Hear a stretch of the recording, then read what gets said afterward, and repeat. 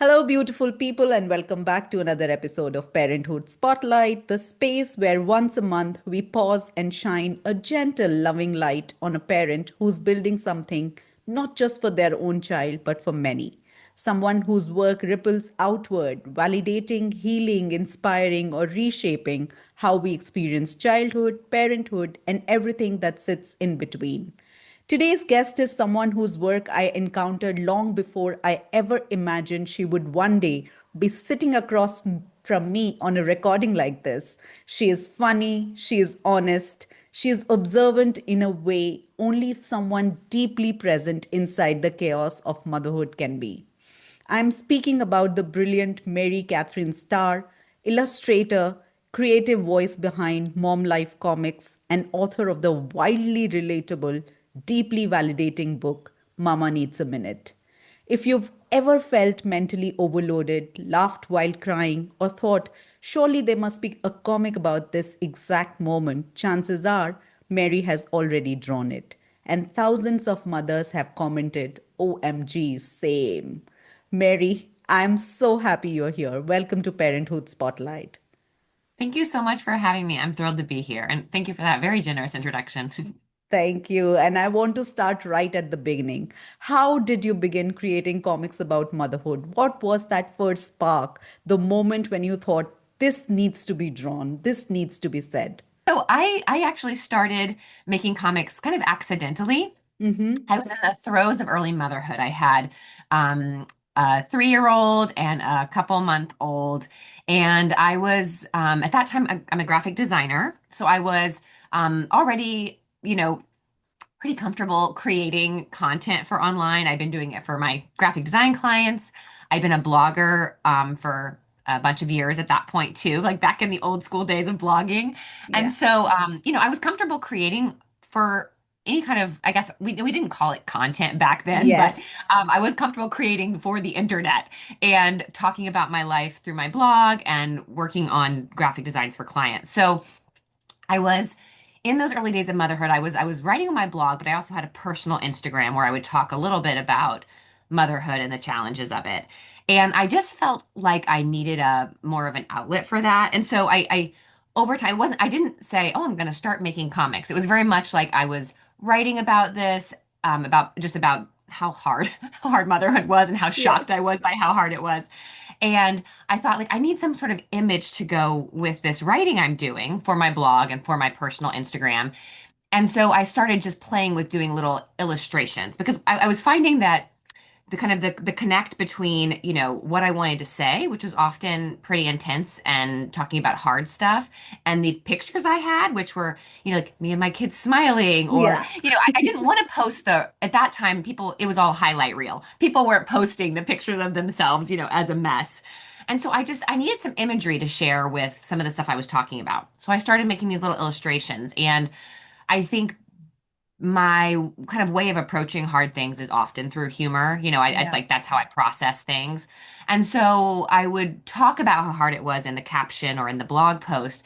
And then the image I would make to go with it would kind of poke fun at that. So I might draw a mom who, had stains all over her and had crazy hair who was saying something. And it was just an easy way for me to kind of capture how I was feeling through a very simple drawing. And as I started sharing those, again, I didn't call them comics then. I wasn't really doing long narrative kind Yeah. of work like I am now. But I just started noticing that people were really responding to them. And even though it was just my personal Instagram at that time and it was very small, the people who were following me would reshare it or comment and send it to friends. And I was seeing that okay, something about these little images I'm creating are really they're making people feel seen. And I wasn't a conscious awareness like that, but it was kind of just like, oh, people are liking these. I should keep making them. And it was fun for me. It was a new creative outlet for a new mom who was, in the thick of it and looking for ways to kind of find myself again as a creative and as an artist. And so it just kind of became something I started to do. And obviously there's a lot more that happened along the way, but that was the starting point. And then the pandemic hit, which so I started doing the comics in January 2020. And then a few months Wow. later, the pandemic hit, and that's when I really kind of started. I mean, I went, I was still doing like one every couple weeks. It wasn't like I was, doing them every day, but I started making it a more regular thing. And then, as mothers felt more and more overwhelmed and lost and angry and alone during the pandemic, I think we were all heading to the internet to find other moms who felt the same way. And so I think it was kind of the right time for the message I was putting out. And I mean, I could go on, but that's where it all started. Yeah, yeah. And Mary, so many mothers, myself included, talk about how motherhood shifts everything: identity, creativity, boundaries, emotions, expectations, and also relationships to an extent, to a large extent. What changed for you when you became a parent in your art, in your inner world, in your sense of self? I mean, I truly think everything changed. It's like there's not a part of my life that I don't think hasn't been touched by Hmm. becoming a mother. And I think probably the biggest things that did for me, one, it kind of awakened me to this entire other life experience that so many people are having, right? Like Yeah. before you're a mom, you don't know. You're like, what's the problem, everybody? And Yeah. frankly, I didn't even know there was a problem. I just Yeah. thought like, okay, moms are doing a lot. They're tired, but like they're fine. Everybody's fine.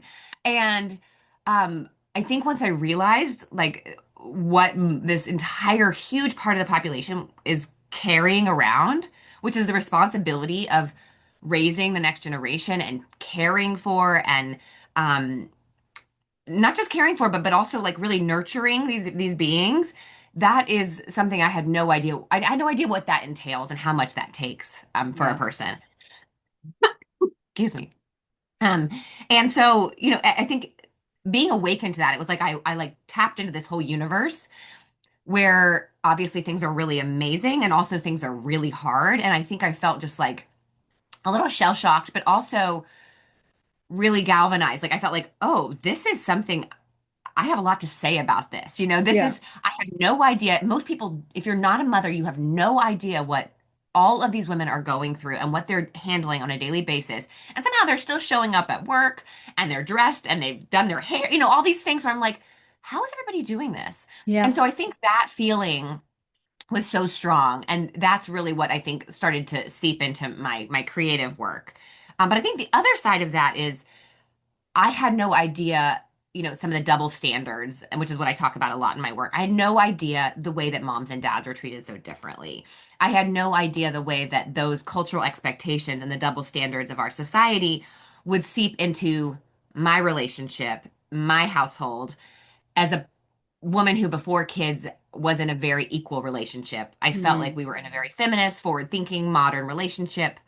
My husband and I, did the dishes together every night, went grocery shopping together, did our laundry together. Everything was very even and equal. And, sure, there were places where he would be better at something or I would, but I never felt like I was carrying the weight of the household. And I think what was so shocking to me was that very quickly, Hmm. that shifted after kids. And it was like there was no one moment, but it was just a slow, slippery slide into this much more what would appear to be kind of traditional gender roles, Yeah. a relationship and household split by gender roles. And that was so upsetting to me as someone who really prided myself on not being in a relationship that was Yeah. traditionally gendered. So, those are, I think, the two biggest things that I have informed. Those are the two biggest like shocks and changes that have really informed what I do now.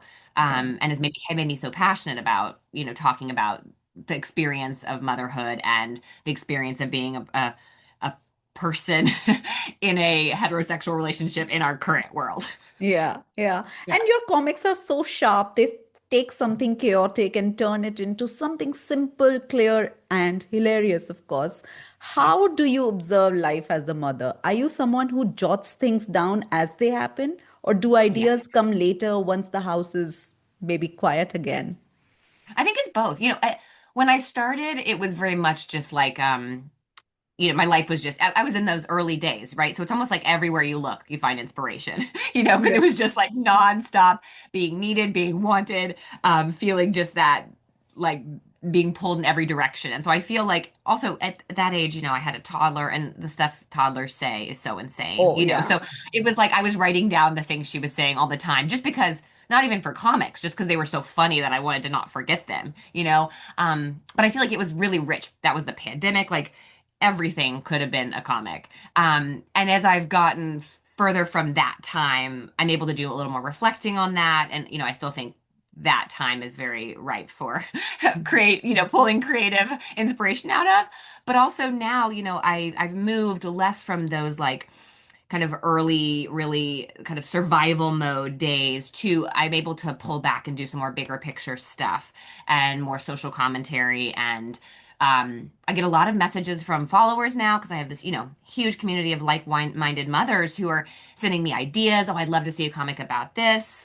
So I get inspiration now. I mean, I get it from the news, all the many horrible news stories about inequality and about what's happening to women all over the world. So my inspiration now kind of comes from everything. But yes, I'm constantly writing things down. I have a Google Doc that's just, 40, 50 pages of just random Wow. ideas. Some of them I'll probably never even look at again, but I'm always writing things in my notes app and my Google Doc. And then I'm also, I'm in the shower when I'm on a walk, I get an idea and I jot it down on a piece of paper. So I think, unfortunately and fortunately, life is full of inspiration for someone talking about what it's like being a woman and a mom and how hard that can be. Yeah, yeah. And walk me through your creative process from noticing a moment to turning it into a panel. What Yeah. happens? Yeah. So I type out like I'll type out a little rough outline. So I'll write out the text that I want in the comics and then I will go back and kind of write myself notes about what I want the imagery to be. So, like this first one I want it to be a mom who's holding a pot of coffee or whatever. And then I kind of take that rough outline and I will typically create the panels, put the text in, and then start doing the drawings. But often I find that that process from what I imagined at the beginning and what I end up with is so different because usually I'll have a really good starting place and I'll think it's going to end one way, but as I'm drawing and as I'm working on it, I'll get new ideas or I'll think, oh my gosh, what if it ended like this? Or I need a new panel at the end to kind of close it all up. So, I mean, I think the creative process is so fun because I think Yeah. often I never really know how a comic's going to end. And as I'm working, something comes to mind, which is why I think we can't outsource stuff like this to AI. And I'm always, Yeah. people always ask me, like, don't you love AI? Because you could just feed it your comics and it can make them for you. And I'm like, the ideas are coming in the actual drawing and the process. When I'm sitting there just drawing the lines, I get ideas for new stuff. You can't outsource that thinking creative process. So, Yeah. yeah, I find it really exciting to make them because I think I never know where they're going to end up. Yeah. Yeah. And on that note, do you ever create something that feels too vulnerable to share? How do you decide what goes out into the world and what remains private? Yeah, so when I first started making the comics, I didn't have a big audience. So I was really comfortable sharing because it was, a very small group of people who were seeing my vulnerable stuff. Um, and I really love as a creative person, part of what I love is sharing the hard stuff that we don't usually say out loud. Yeah. And I find that to be really healing when I read that kind of content. And so that's the kind of content I want to put out there. I love reading memoirs. I love hearing people's kind of deepest, darkest stuff they're struggling with. And so that was really what I started out doing. And I was at the beginning saying a lot about the inequality in my household and my husband, who I love very much, but who I was pretty angry at during those first few years of Yeah. motherhood. I mean, I was angry. I felt like it was very unfair what was happening in our house, and I didn't understand why he couldn't just step up. So I talked about that a lot, and it was really therapeutic and wonderful. And I think other moms felt really seen by that because they felt this, a lot of people felt the same way, that you can love your partner and still be really angry about how parenting has changed for you, has how easy it is for them compared to how hard Yeah. it is for you, Yeah. right? But what happened was as my audience grew, I should say I had a comic go viral and all of a sudden you have all these new eyes on you and all these trolls have come, especially angry men who, think I hate men, which I don't. Yeah. But all of a sudden it felt like these very vulnerable comics that I'd put out in this safe space, which was a group of like-minded moms, were seen now by people who had no context for them, who aren't mothers, who didn't get it, and were really kind of projecting their feelings onto my comics, and also taking them out of context and thinking the worst of me. So that really changed things for me. And that's really, um, I think there's a good and bad things about that. And I think one of the good Yeah. things is it did have me, it helped encourage me to pull back and talk more about big picture stuff. You Yeah. know, instead of saying, here's what I'm experiencing, I can say, here's what so many of us are experiencing. And I moved my personal comics to Substack where I have them behind a paywall. And then Yeah. I also wrote my book, and my book is super vulnerable, but it's very honest. And I think some people do read it and probably think it's too much, but it's not for them. It's for the people Yeah. who read it and feel seen. And I think the great thing about a book is that, the trolls and people who are going to take it out of context can't get, I mean, you have to buy the book and you have to read it or at least look through it to get the content. So, I'm still able to do that kind of more vulnerable stuff, but I've definitely had to edit it and be thoughtful about where I put it and where I share it.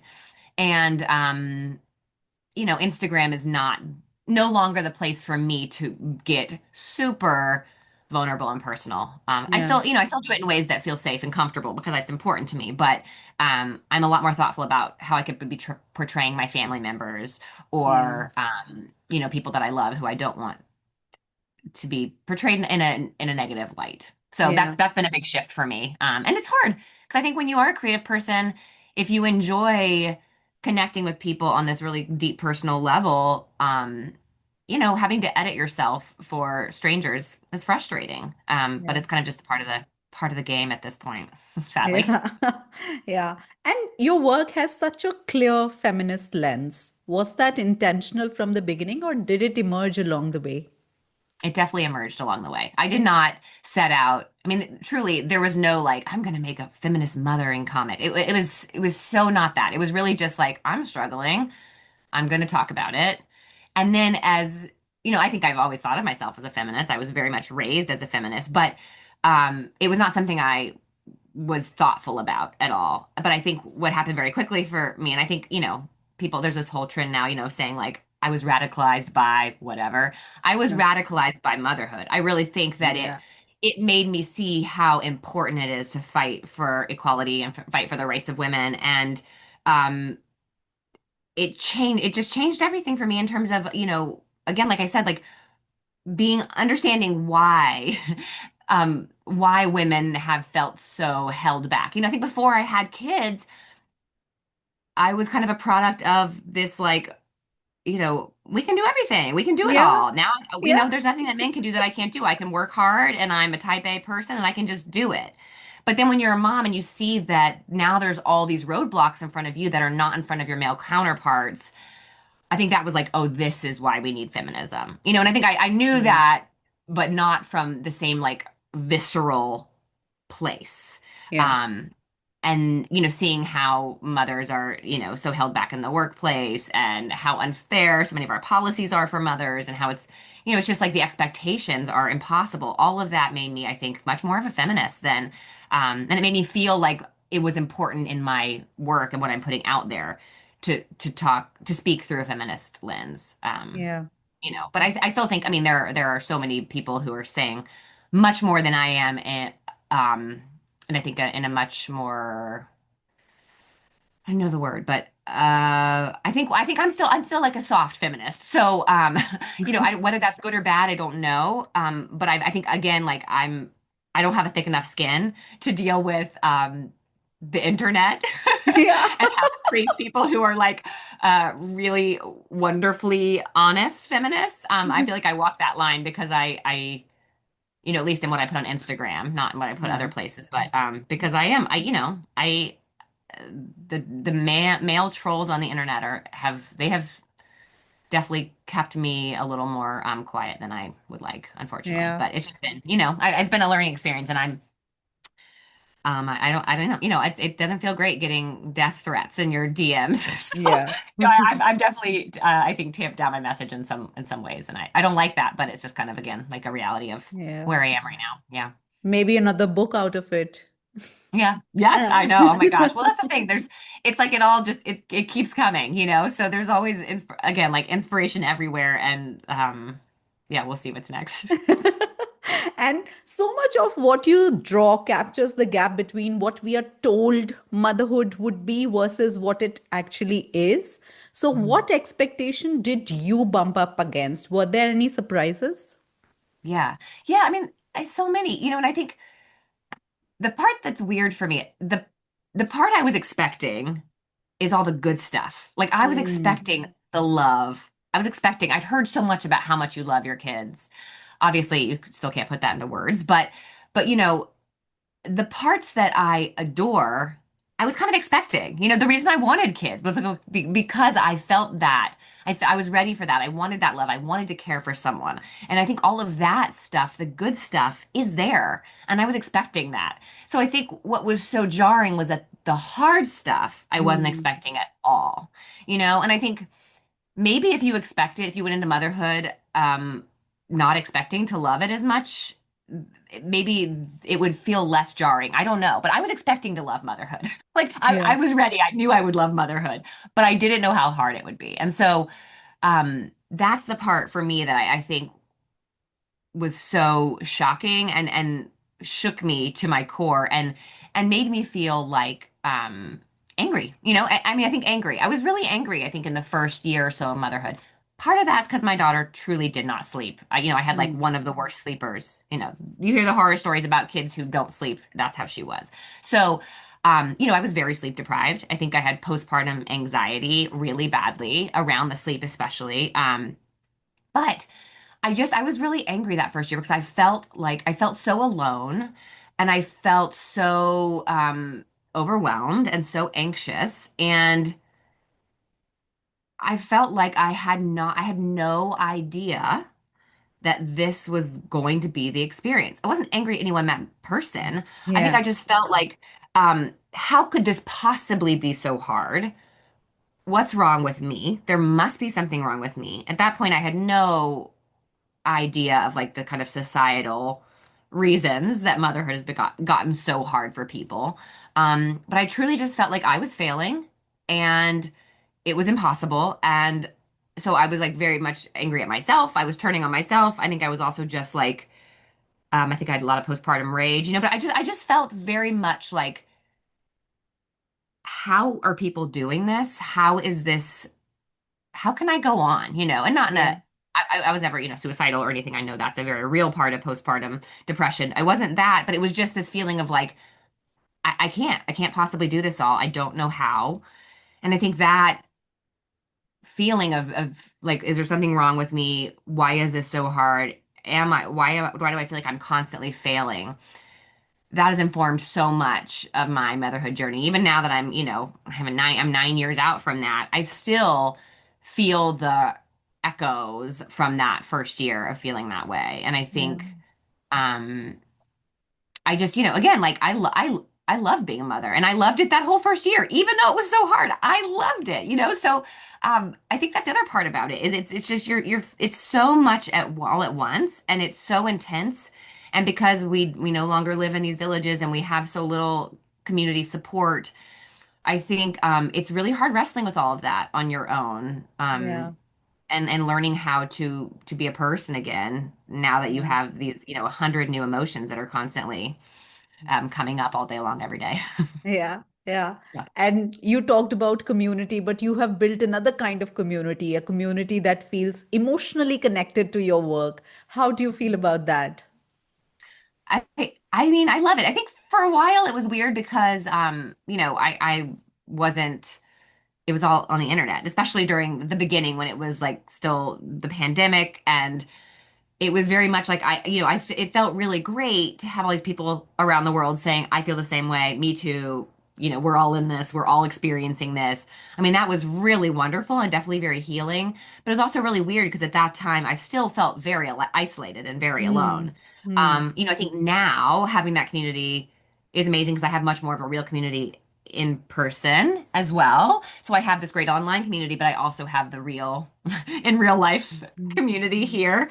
And then I think also, when I writing this book and now getting to go out and do book events and meet other mothers in person has been the best part. And I think that was something, I never could have imagined when I started doing this, but going and sitting and talking in groups of women about these topics has been extremely healing, extremely gratifying. It's made it feel like, okay, this is why, this is why I do what I do because when I see these actual humans and get to connect with them. So, yeah, it's been amazing. And I think, working on the internet and being a person who has an internet community is really weird a lot of the time. Yeah. But when you have individual connections, whether it's someone like you, now we're having this conversation, whether it's a group, whether it's even just someone in my DMs who, we've kind of grown or, a little bit of a friendship over time. I mean, I think all of that has been really cool and something I never would have expected or predicted at the Yeah. beginning. Yeah. Yeah. And what kind of messages do you find yourself receiving most often? Are they funny, Yeah. Yeah. emotional? I think the ones that I should say, the ones that really speak to me the most are when people write me messages saying, I didn't realize, I thought that was just me. And Yeah. when I saw this comic, or I saw all the comments below it, or, when you said this is exactly what happens in my house every day. It's like you have a video camera in my house, and I thought I was the only one. Those are the messages to me that are just like, oh, yes, this is why I make comics because I think they're a really wonderful entry point. They're a really great way to spark conversation. They're not too serious. People can see themselves in them, but they don't because they're often, hopefully, a lot of the times funny, people can share them without feeling as vulnerable or without feeling like it's as intense. And so I think um, that's what I love about the conversations that they create. We can say, oh my, LOL, OMG, me Yeah. too. Or like that's just like me, ha ha ha, which is like, yes, on one level it is funny. On another level, it's saying like, wait, how is this an experience that we're all having? How is this a universal experience, this crazy thing you're talking about? And I think it does get us thinking.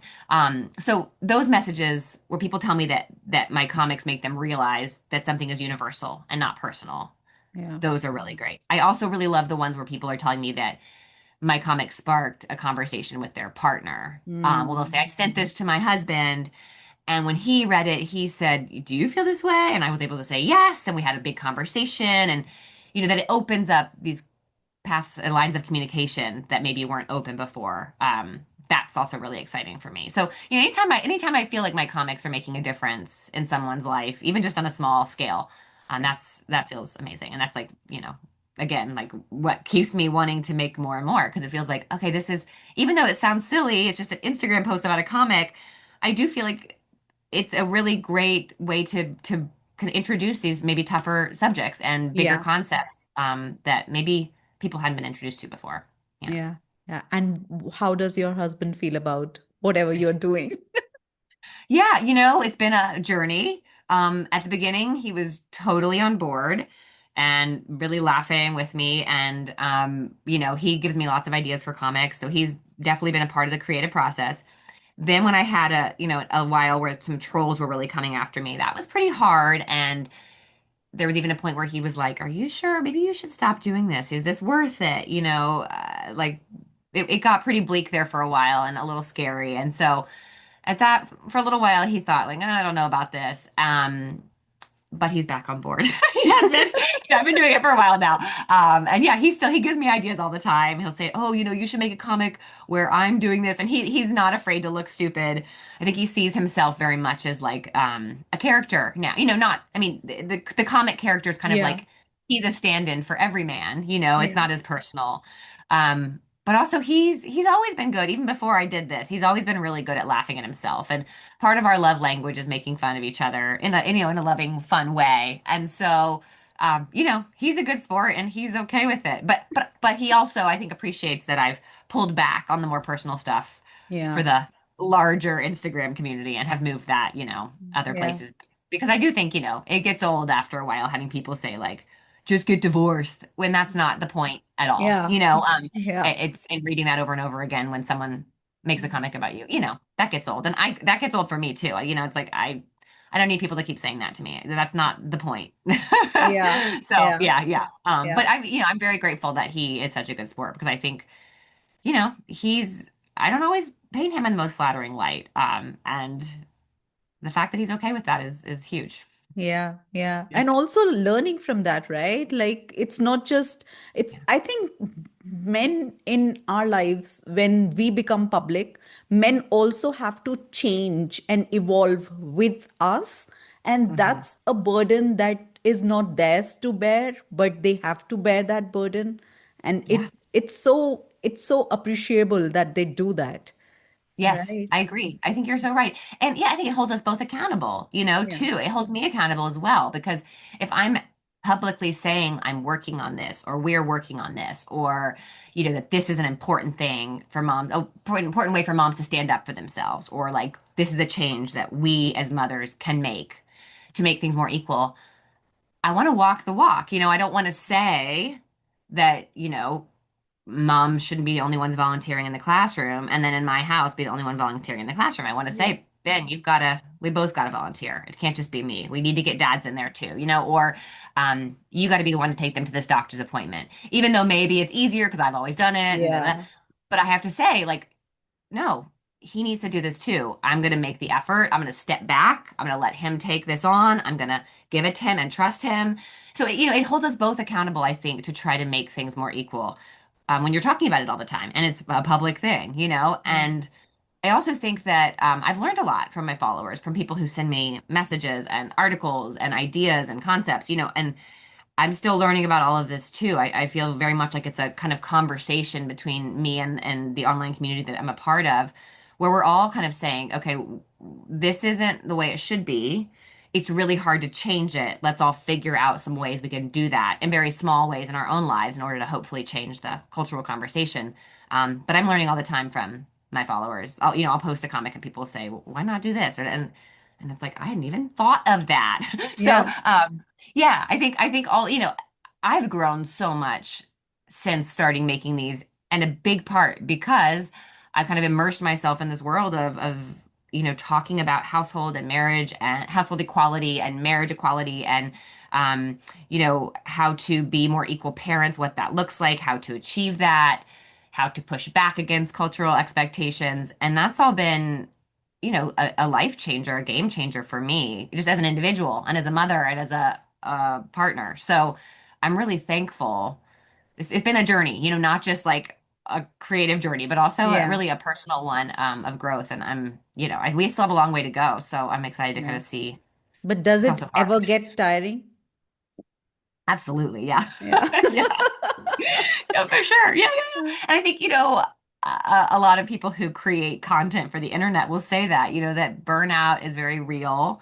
I never have a lack of ideas, Mm. but always have a lack of time, and I'm always about trying anytime I'm spending making comics or working or, scrolling on my phone or responding to DMs is time I'm not spending doing something else that I care Yeah. about. And that's been hard as a person who, I think before kids I was very much a workaholic.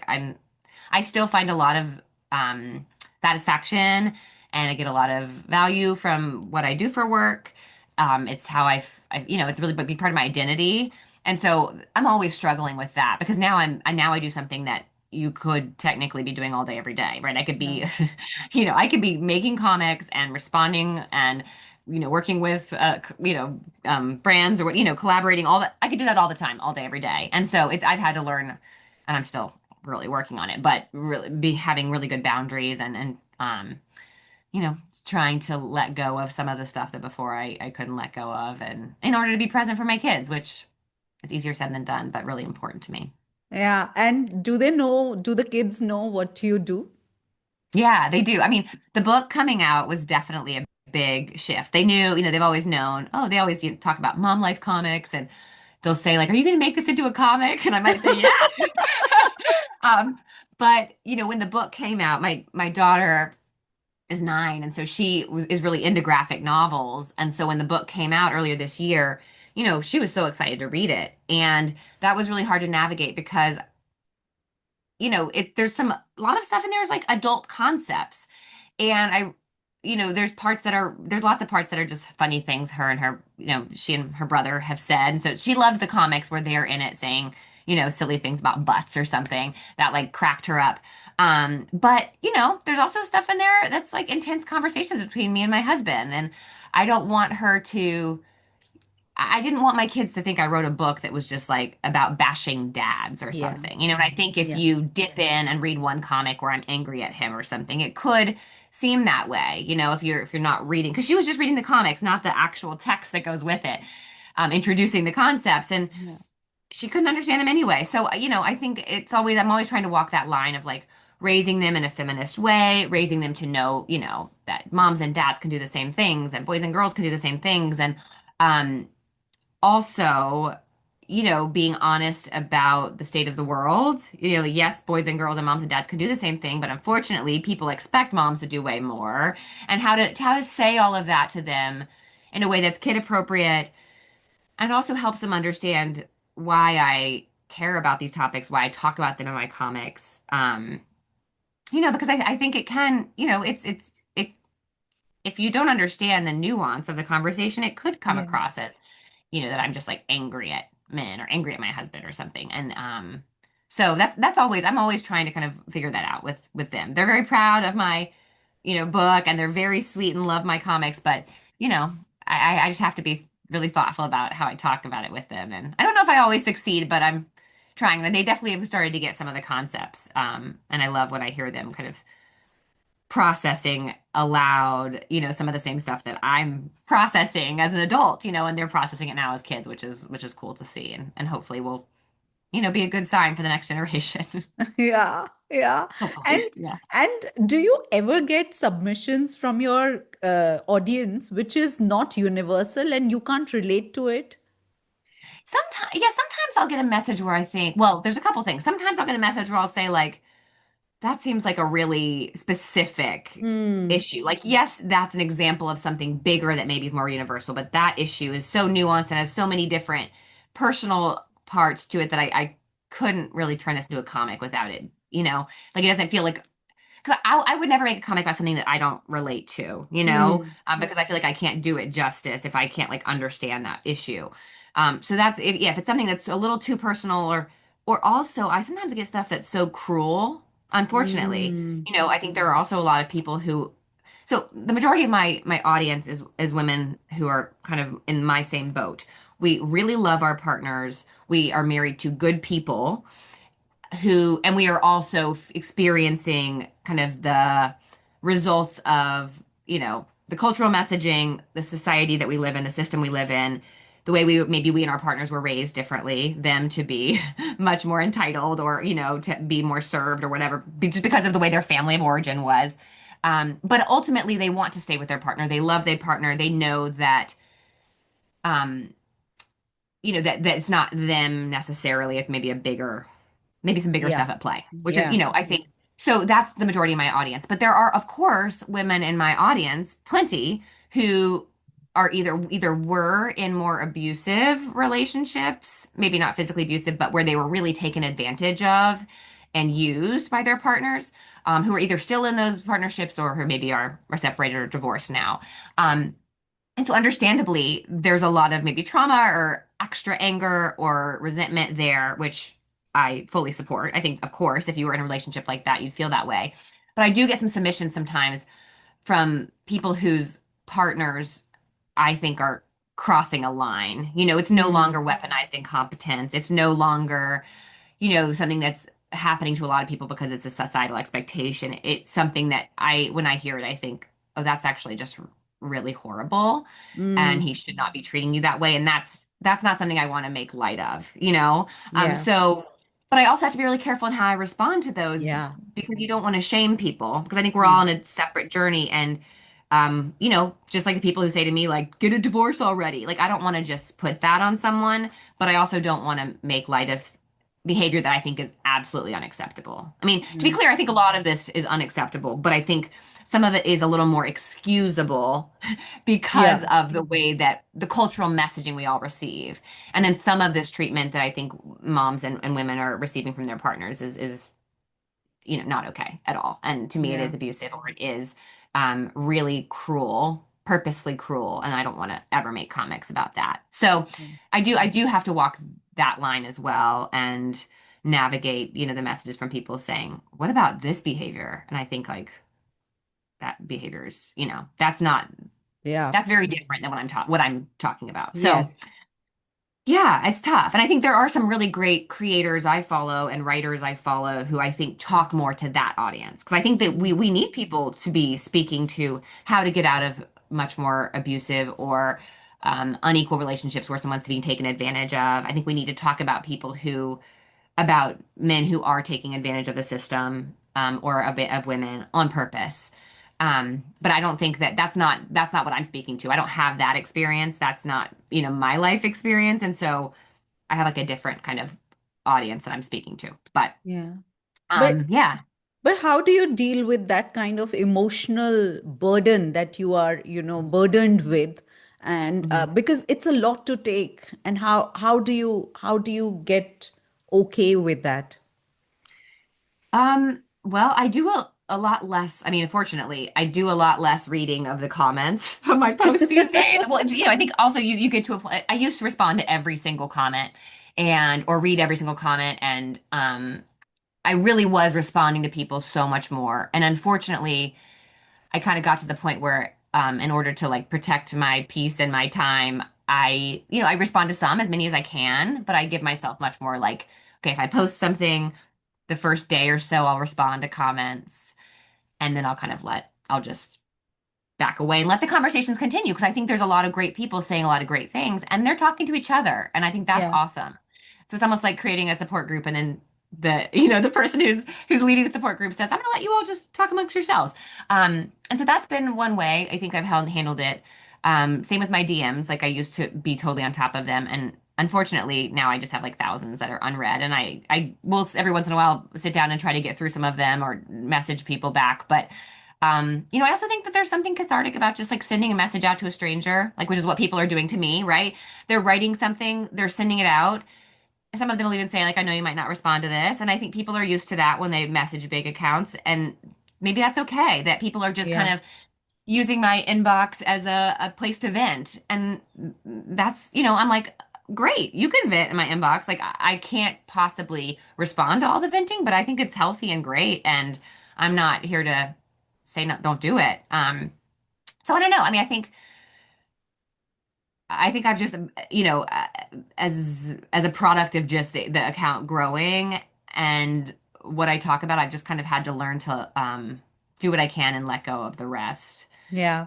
And Yeah. yes, there's of course a little bit of guilt of like, oh my gosh, every once in a while I go like, oh my God, I have so many unread DMs. What am I gonna do? And then I just kind of like close Instagram and go about my day, because I can't. So yeah, I don't know if that's a great answer, but that's just kind of the reality I think of being someone who's on the internet. Yeah, yeah. And I'd love to hear about the season of motherhood and creativity you are in right now. What feels easy? What feels heavy? What feels tender? Oh my gosh. I mean, I have to say, I love I'm a much better mother to slightly older kids. Um, just because I think the physical demands of early motherhood were really hard for me. I know everybody's different. But especially that, the sleep stuff, which like now my children sleep. They still wake up a couple times a week in the night, but maybe once, that's a very Yeah, big difference. Um, so as a creative, I have so much more time and energy. My brain is working better. As a mother, I feel like I'm able to be much more present and much more like excited to be with my kids because I'm not so tired and because I feel like I'm a little more I've had a little more me time, a little more even if my me time is working. I mean, that to me feels really it feeds my soul. So it feels like I'm a little more of a human, a full, like well-rounded, fully formed human being, as yeah, opposed to just like a mothering machine.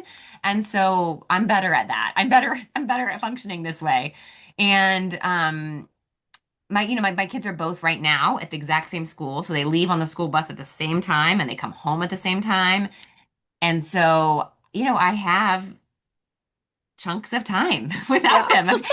So anyone who has a new child, a new baby listening, like it happens. And it's, before I had them in daycare, but it was always like different schedules. And I was never, it wasn't full time because I worked for myself. And then, one was in preschool and one was, so, the schedules were all different. And this last year and this year, the only 2 years I'll have for a long time where they're in the exact same schedule, but it's been amazing. yeah, And also then when they get home, I'm able to really like shut my work and put it aside and I'm fully present because I've had a chunk of time to get stuff done. And so it's pretty magical. And I mean, it's definitely still really hard.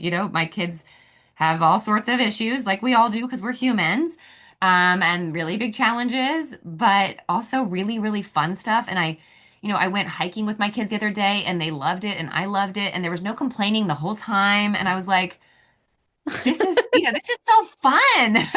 And so I think I also really enjoy their company. I really think they're fun, funny, and exciting, cool, creative people. And so that's just so nice. I think that's really different when you start to like who your kids are as people, as opposed to just loving them because they're your children. But you see, I think they both have like the best sense of humor and we love laughing together. And that's, so cool. So, um, yeah, it's been exciting as they get older. I think each new stage has been really exciting and fun, and of course hard in its own way. But the physical demands as they've gotten less, I feel like I've been able to emerge more as a person, which is Yeah. really, and I think makes me a better mother. I think makes all of us better mothers when we can Yeah. when we're a little more well-rounded. Yeah. Yeah. Yeah.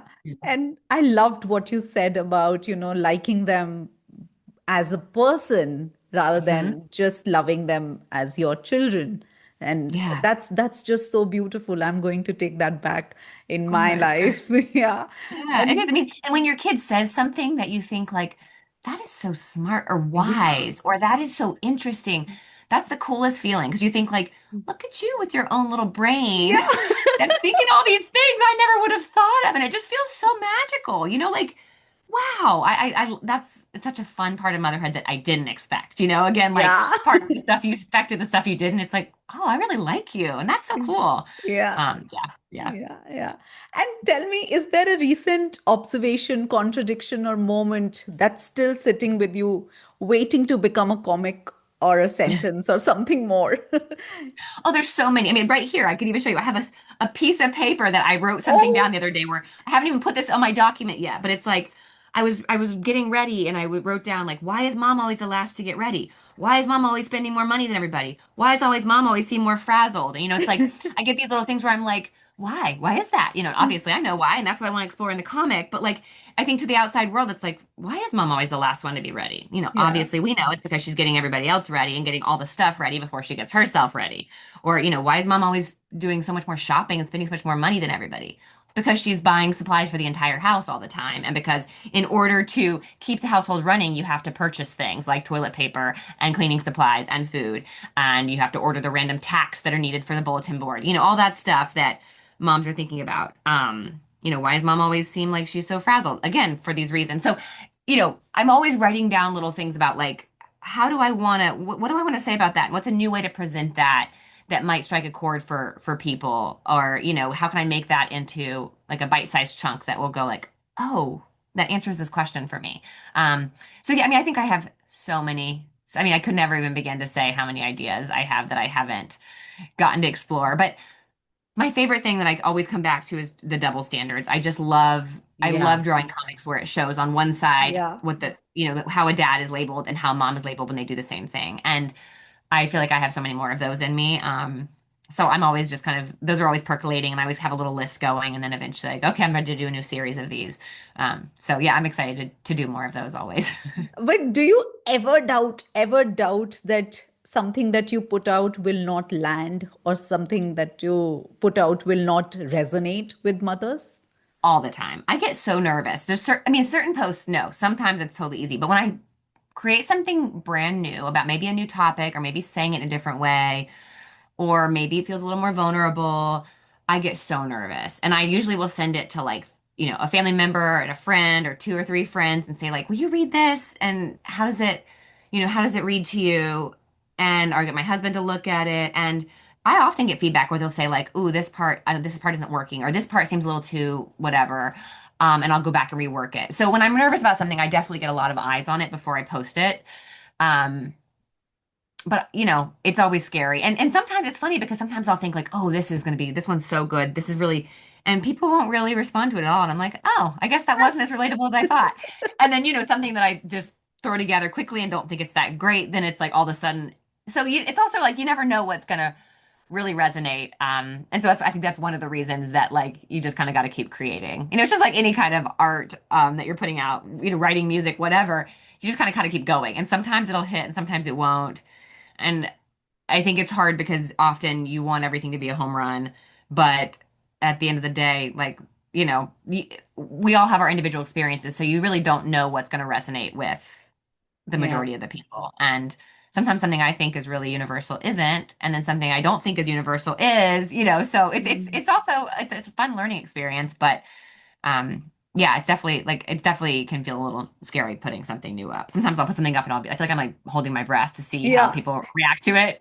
Especially when I post political stuff, I'm like, okay, how's this going to be received? And usually it's okay, but yeah, it's always a little Yeah. scary. Yeah. Yeah. And if you could speak directly to a mother listening today who loves her kids deeply, but is also so tired, what would you tell her? It's not you. Like you are not the problem. The hard parts are not a failure, not a personal failure. They are a systemic societal failure. I truly believe that. Of course, we all have our individual challenges based on like our personality or our kids or our household. But I think the parts of motherhood that are the hardest for the majority of us are hard because we don't have the kind of support that we need and that it really takes to be a fully formed parent. I don't think that we are meant to raise children alone with all the technology that we have, with all the expectations that we have, with all the workload that we have, with the financial strains. I just think that parenting is supposed to be a community project.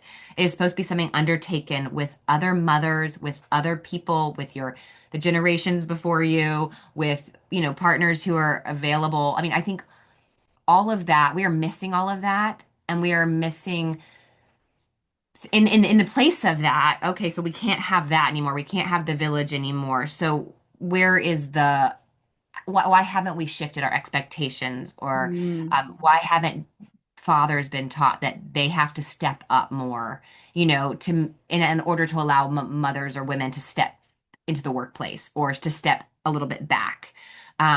So I just, anytime a new mother feels like it's, or not even new mother, just any mother feels like they're failing at this, or why can't I do this better? Why is this so hard for me? I just want to tell them that, it is not you. It is the system that you are expected to raise children in as a woman and as a mother right now. And until we change that system, this systemic failure is going to feel like a personal failure for moms. And so, I just want moms to know it's not you. You're not alone, and you're not failing. We are failing you as a society and as a culture, and I think we can change that, but it takes a lot of work on, unfortunately, our parts because we are the people feeling the pain of it. Yeah. Yeah. Yeah. Yeah. And when did you personally realize this, all of this? I mean, I think it was a slow burn over time. But I think as I started emerging from the first really hard year of motherhood, as I started like, getting a little bit of time back, a little bit of space, sleep, um, I think I started having a little more perspective on, what had happened in that first year. And I think also, making friends with other moms. I Mm. I I was so focused. I was so in such survival mode for so long of just trying to like get my work done and take care of my baby and like get through the day that I really didn't cultivate a community of other mothers. And I think that has been a huge change for me as well because I have so many good friends now who are moms of kids about my children's age and spending time with them, raising our kids together, talking about the challenges together. And then also, of course, the internet community I have, it just has normalized so much more of the experience of motherhood and has made me realize again like the universality of the challenges I'm facing. And so I think all of that has made motherhood a lot easier, not even easier, but a lot More.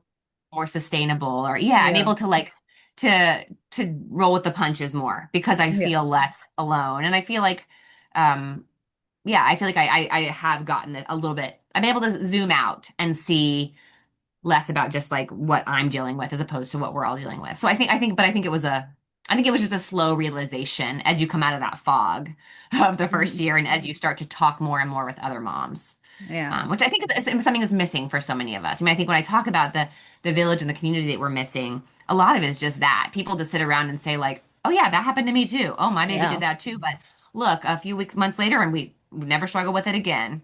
Like Yeah. I had a good friend who was having she changed daycares, and every time she would drop off her baby, he would just, scream, cry at the new daycare. And he didn't do it at the old one, and it was going on for like 2 weeks. And she was, losing her mind. What's going on? Should I take him away from this daycare?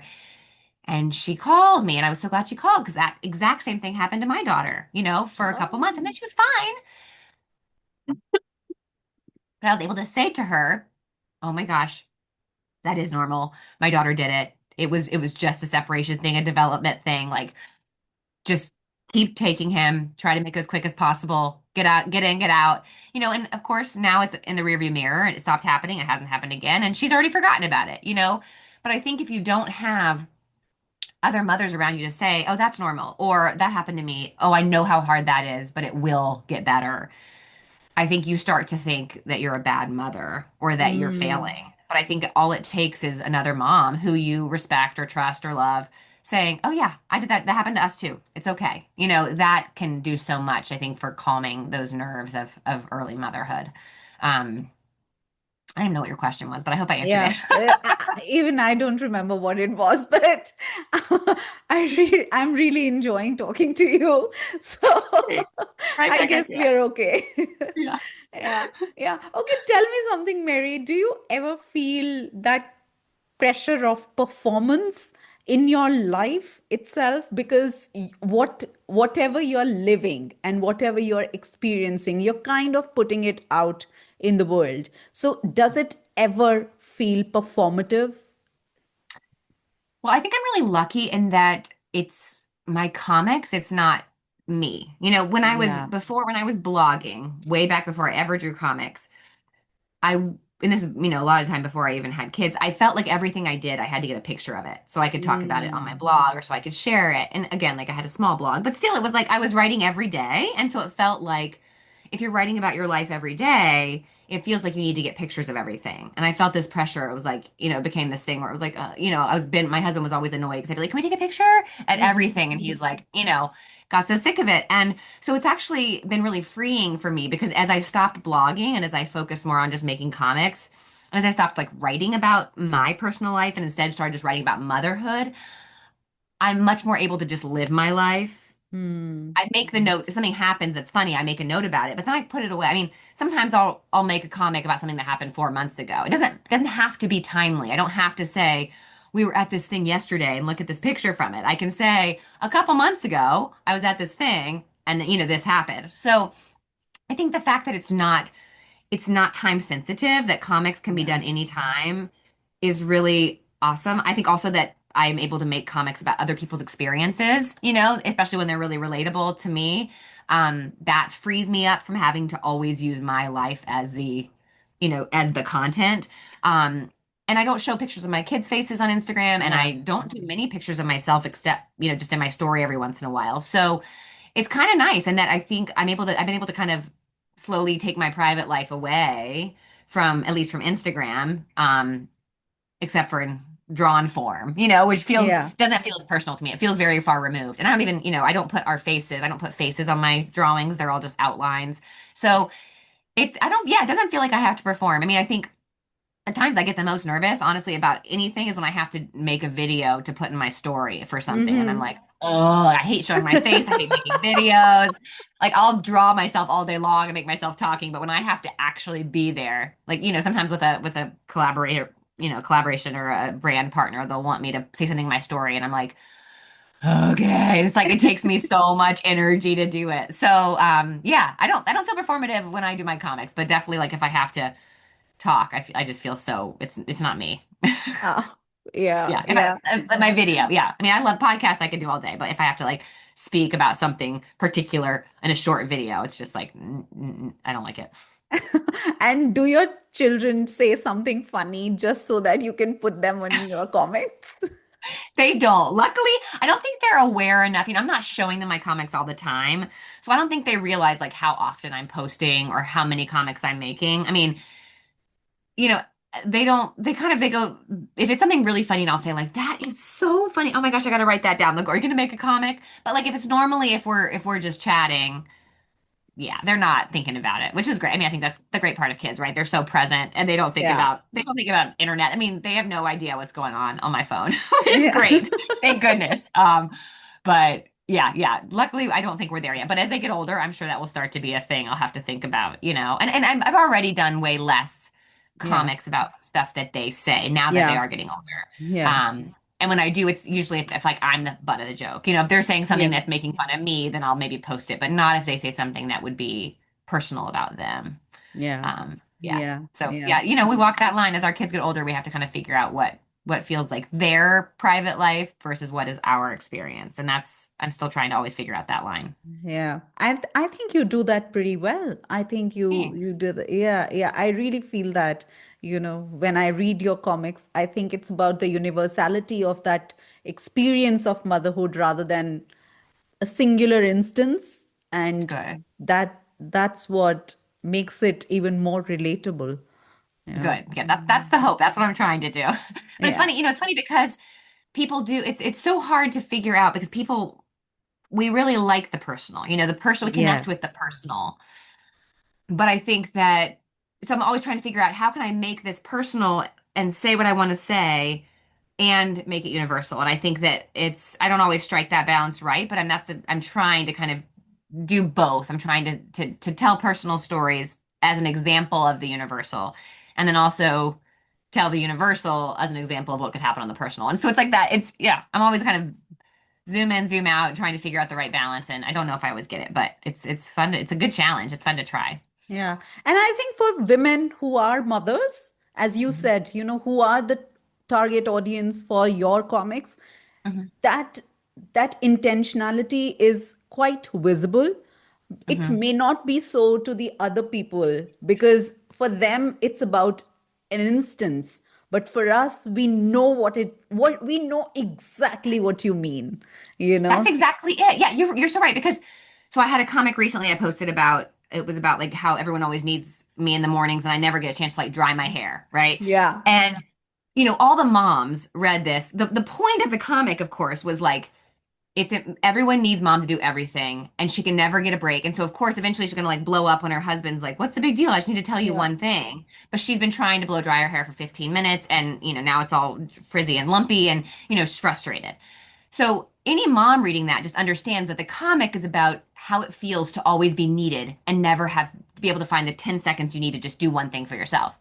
But all these people who don't get it, it went a little it like semi-viral, just it basically was shown to people who aren't my audience. And I got all these comments saying like, why didn't she just re-wet her hair and then dry it? Or, like just totally missing the point, or like she should just tell everyone no. And I'm like, okay, thank you. Yes, obviously we know that. But in practice, it's not that easy. And so, when you get these people who have no idea what the experience is, the day in, day out of experience, reading a comic, you're right, of an isolated incident, they just go like, what's the big deal? Can't you just lock the door? And it's like, yeah, sure. She could walk in the bathroom and lock the door and dry her hair. That's not what this is about. Yeah. And so I think, yeah, I'm speaking to people who really viscerally understand this experience. And if you aren't in that audience, it might seem stupid to you, or it might seem annoying, or it might seem complaining, or it might seem ridiculous. But if you're in the audience, you immediately understand it, and there's no explanation needed. You Yeah. just feel it. So I think that's always the weird part about when my work gets shown to non-moms is it just sometimes they're just like, why doesn't she just do this one thing? It's like, okay, yeah, of course, in a bubble, in a vacuum, yeah, you could just do that one thing and everything will be fine, but not when you're a mom. Yeah, Yeah, yeah, yeah, yeah. And I have loved talking to you so much. I don't want this conversation to end, but I'm also very mindful of the time that we have together. So I have my last question to you. yeah. If there's one comic you hope people remember you for years from now, which one is it? Oh my gosh, that's a hard question. Um, Okay, you I can take guess, two. No, I mean, I guess I would say the double standard, one. I Yeah. mean, that's the very first comic that went viral of mine was one. It was called The Illustrated Guides, an illustrated guide to the double standard of parenting. And it really was, as I've mentioned, it's just two different images, mom and dad doing the same thing. The dad is praised for it, the mom is judged for it, right? That's the idea. And to me, that says it's the quickest, easiest way to say what I'm saying in all my work, which is that, society judges moms so harshly and it holds dads up on such a pedestal. And until those expectations change, nothing's really going to change in the experience, in the internal experience of being a mom versus being a dad. And so to me, I think that comic, because it has, it really, I mean, also it changed my life, my career, because the reason I Yeah. have a book and everything is because of that comic. But I've done many iterations of that since, and I think just that theme to me is one that is really important to me, and I think is a message that I think anyone who's a parent can relate to. I mean, dads message me all the time saying, "Yes, I get so mad when, people praise me for just being a parent in Yeah. public. All these Yeah. women are acting like I'm like some savior for like taking my kid to the grocery store. Dads find it insulting too. And so I love that series because I think it just talks about this something that every parent has experienced and it does it in a really like simple way. Yeah, yeah, that's my favorite too. I love it. Every time it pops on my timeline, I'm like, oh my God, one more, one more. Yeah, Good, thanks. Yeah. yeah. But thank you, Mary. Thank you for your honesty, your humor, and for turning the invisible parts of motherhood into something shared, seen, and sometimes even funny enough to survive. Thank you so Thank much you. for being here. Thank you for having me, and thank you for being such a wonderful interviewer. You were such a joy to talk to and so easy to talk to. So I really appreciate it. Thank you. And to everyone listening, thank you for spending this time with us. If this episode made you exhale, laugh, or simply feel less alone, please share it with another parent who might need it today. Don't forget to follow, subscribe, and leave a review. It really helps more parents find conversations like these. I'm Neha, and I'll see you in the next episode. Until then, take care and bye bye.